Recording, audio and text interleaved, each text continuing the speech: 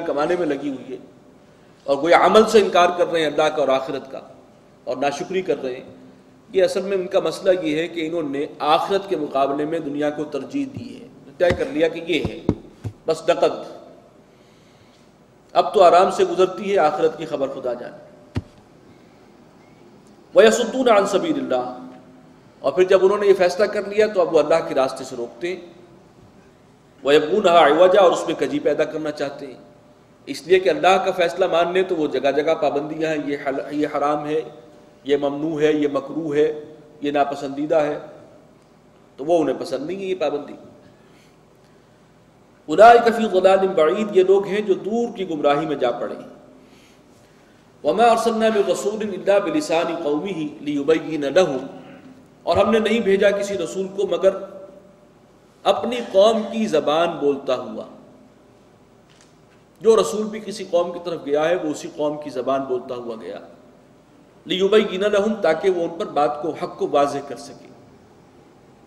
یہ ایک اصولی بات ہے کہ جو زبان قوم بولتی ہے اس کا رسول اگر کوئی اور زبان بولے گا تو پھر ابلاغ کا حق ادا نہیں ہو سکتا، وہ تبلیغ کا حق ادا نہیں ہو سکتا۔ فَيُضِلُّ اللَّهُ مَن يَشَاءُ، تو پھر اللہ تعالیٰ گمراہ کر دیتا ہے جسے چاہتا ہے، وَيَهْدِي مَن يَشَاءُ، اور ہدایت دیتا ہے جسے چاہتا ہے، وَهُوَ الْعَزِيزُ الْحَكِيمُ، وہ زبردست ہے، حکمت والا ہے۔ وَلَقَدْ أَرْسَلْنَا مُوسَىٰ بِآيَاتِنَا، اور ہم نے موسیٰ کو بھیجا تھا اپنی نشانیوں کے ساتھ، أَنْ أَخْرِجْ قَوْمَكَ مِنَ الظُّلُمَاتِ إِلَى النُّورِ، ان کے لیے بھی یہی حکم تھا کہ اب تم جاؤ اور اپنی قوم کو نکالو اندھیروں سے روشنی کی طرف۔ وَذَكِّرْهُمْ بِأَيَّامِ اللَّهِ، اور انہیں یاد دلاؤ اللہ کے وہ یادگار ایام، وہ جو پچھلی قوموں پر اللہ نے عذاب بھیجا ہے، عذاب ہلاکت، وہ جو ایام ہیں ذرا ان کی طرف توجہ دلاؤ ان کی۔ إِنَّ فِي ذَلِكَ لَآيَاتٍ لِكُلِّ صَبَّارٍ شَكُورٍ، بے شک اس میں نشانیاں ہیں ہر اس شخص کے لیے جو صبر کرنے والا ہے اور شکر بجا لانے والا ہے۔ یہ دو الفاظ قرآن مجید میں کئی جگہوں پر اکٹھے آتے ہیں، صبار شکور، بہت صبر کرنے والا اور اللہ کا شکر بجا لانے والا، اور یہ اصل میں وہ روش ہے جو بندہ مومن سے مطلوب ہے۔ جیسے ایک حدیث میں ہے، بڑی پیاری حدیث ہے، حضور نے فرمایا مومن کا معاملہ عجیب ہے، ہر حال میں اس کے لیے خیر ہی خیر ہے، اگر کوئی تکلیف پہنچے تو صبر کرتا ہے تو یہ بھی اس کے لیے اجر و ثواب کا باعث ہے، کوئی نعمت ہو اس پر، کوئی اللہ کی طرف سے احسان ہو، خوشحالی آ جائے تو اللہ کا شکر ادا کرتا ہے، اس میں بھی اس کے لیے خیر ہی خیر۔ تو صبر اور شکر یہ دو ہیں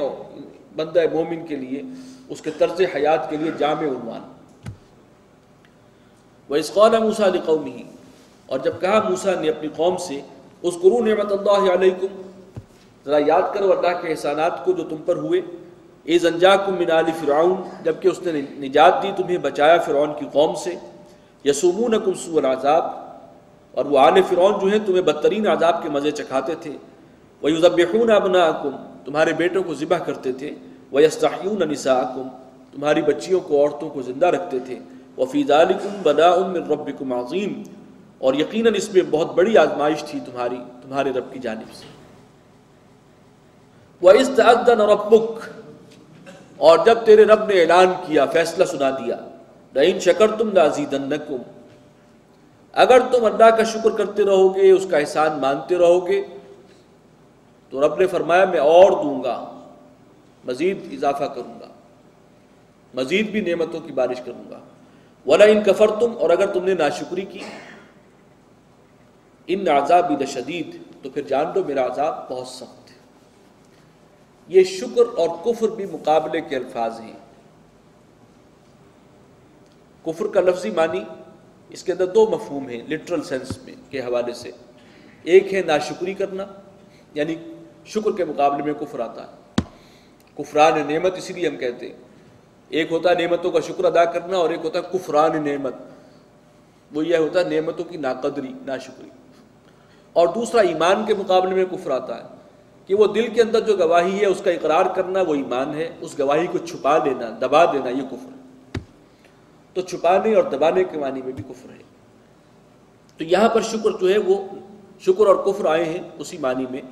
کہ ایک ہے اللہ کا شکر اور ایک ہے ناشکری۔ وقال موسیٰ ان تکفروا انتم ومن فی الارض جميعا، کہا موسیٰ نے دیکھو اگر تم کفر کرو گے، ناشکری کرو گے اللہ کی، تم بھی اور جو زمین میں ہے وہ سب بھی، فإن اللہ لغنی حمید، تو اللہ کا کیا بگاڑ لو گے، وہ غنی ہے، اسے کسی کی احتیاج نہیں ہے، حمید ہے، تمام خوبیوں کا مالک ہے، تمہارا شکر کرنا تمہارے ہی فائدے کا ہے، رب کا کچھ نہیں بگڑتا اگر تم ناشکری کرو تو۔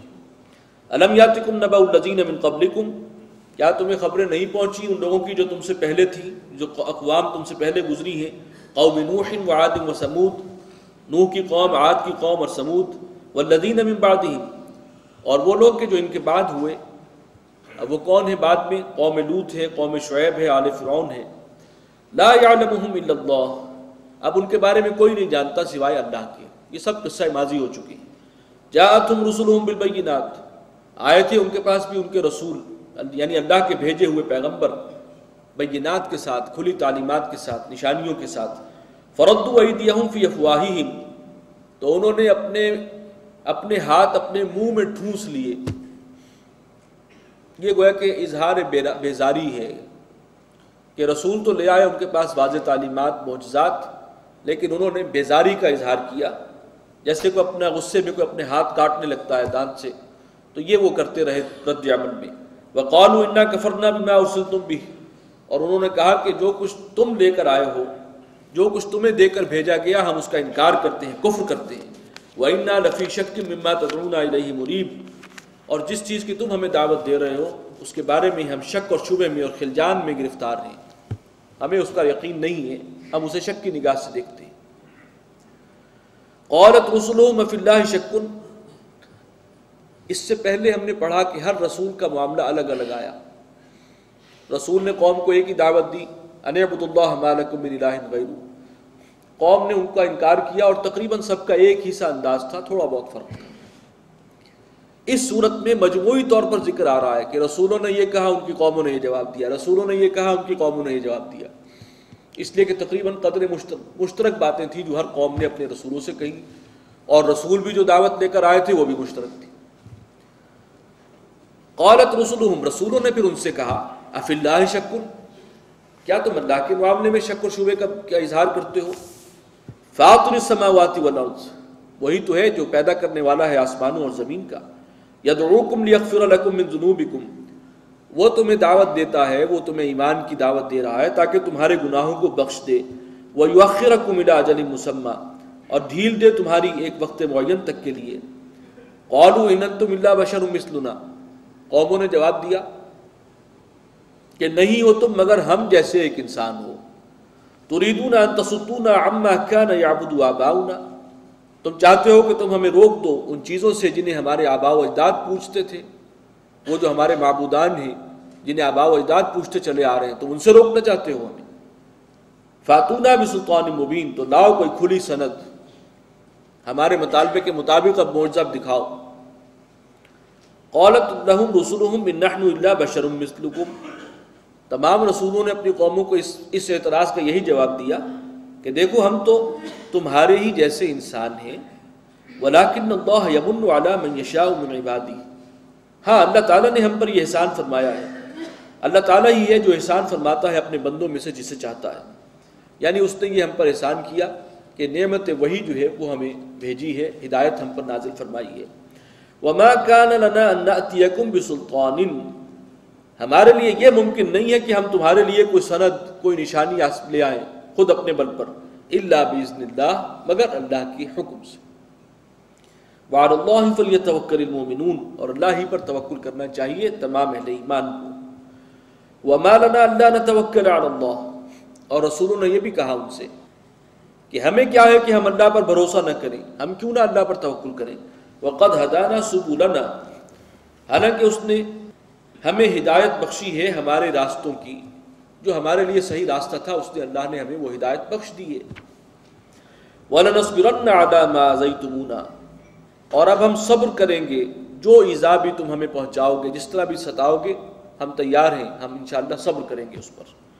وعلى الله فليتوكل المتوکلون، اور اللہ ہی پر بھروسہ کرنا چاہیے تمام بھروسہ کرنے والوں کو۔ وقال الذين كفروا لرسلهم، اور کہا کافروں نے اپنے رسولوں سے، لَنُخْرِجَنَّكُم مِّنْ أَرْضِنَا، یہ بھی تمام رسولوں کا ایک مشترک معاملہ ہے